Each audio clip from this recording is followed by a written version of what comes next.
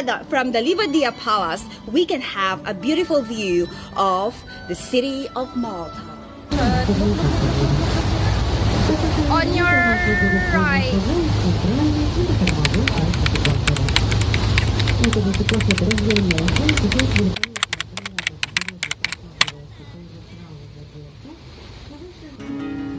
Dear Miss Travel, it's our second day in Crimea, and today we are going to visit the most expensive Imperial Datcha and also the last residence built for the Russian Imperial family, the Romanovs. Today we are going to hike all the way up to the Livadia Palace. We hike for 20 minutes or more from our hostel to the Livadia Palace. So, Bakat, how is the walk to the Livadia Palace? Are you still breathing?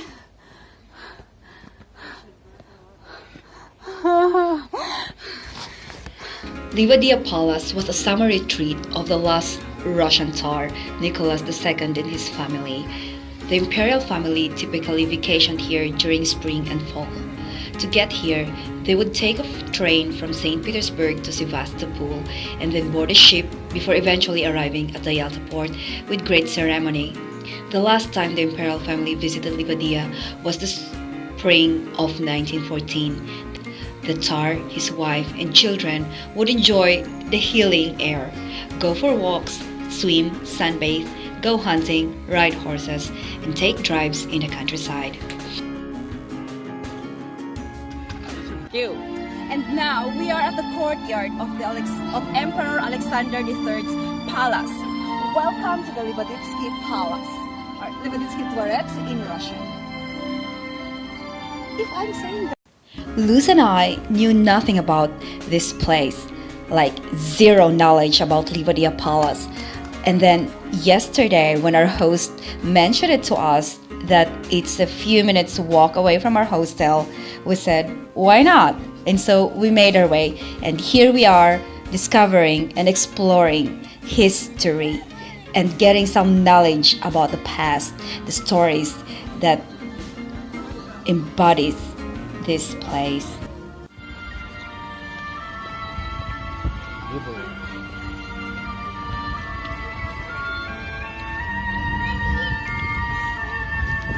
The palace was also the site of one of the most important political events of World War II, the Yalta Conference. This summit was attended by the three heads of state from the anti-Hitler Allied forces, which is Joseph Stalin, Winston Churchill, and Franklin Roosevelt. The Yalta Conference was intended mainly to discuss the reestablishment of the nations of war-torn Europe.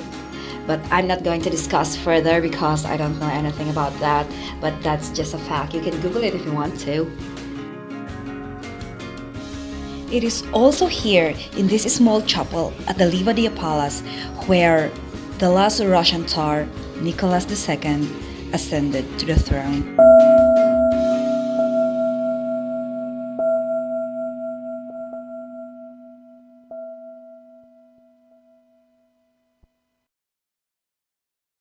Also, being here, imagining that this was once an imperial playground for the prince and princesses, I can't help but imagine how lovely it is to be one.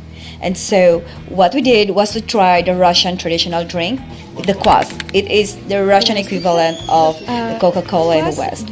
And it has been around for such a long time that I'm sure this was once a drink for the prince and the princesses. Cheers. Kunam kwas ko naman. Kwas. Kwas. Cheers. It's the Russian beer. Not actual beer, the Russian cola. How is it, Bakot? Tastes like beer. Good? How good is good? From 1 to 5. Beer. And look at this view from the Livadia Palace. Is the view of the city of Malta. Look at that.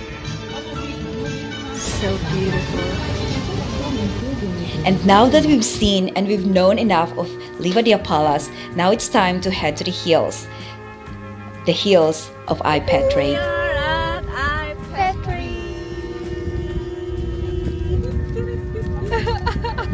That's all for now, Miss Travel. I'm going to tell you all about Ipetre in the next video. Love, Igor City.